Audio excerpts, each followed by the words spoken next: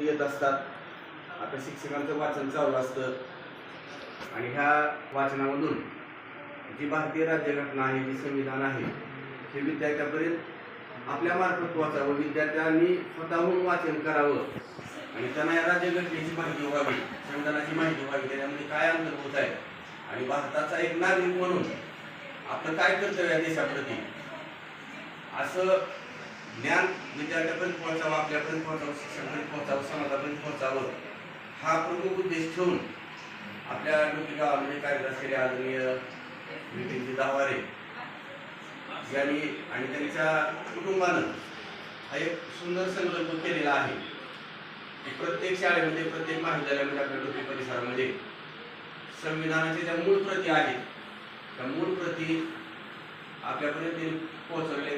त्याचं मुख्य कारण आहे त्यांच्या वडिलांना 80 वर्ष पूर्ण झाले.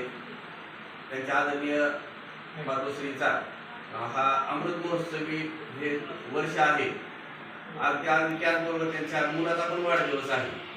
तर हे सगळं करत असताना थाटमाट सगळा करता येतो, मोठ्या प्रमाणात पैसा खर्च करता येतो. आपण बघतो एवढे कार्यक्रम फार मोठ्या प्रमाणामध्ये असे खुशीच्या दृष्टीकोनातून होत असतात.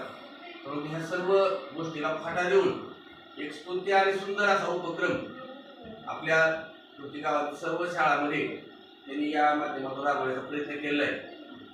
की आणि त्यांचे सर्व कुटुंबीय आदरणीय प्रकारचे दाभारे आपले ग्रामपंचायत सदस्य आहेत आणि इतर जे आपले उपस्थित पाहुणे आहेत, डॉक्टर मधुकर दहेरे, विपिन दाभारे, सुदर्शन दाभारे, ऋषिकेश दहेरे, विकास दहेरे, ऋषिकेश दाभारे, हे सर्वजण या ठिकाणी हे मौल्यवान भेट आपल्यापर्यंत पोहोचण्यासाठी या ठिकाणी उपस्थित झाले आहेत. प्रथमतः मी त्यांचा आपल्या फसलेच्या परिवाराच्या वतीनं हार्दिक स्वागत करतो. त्यांच्या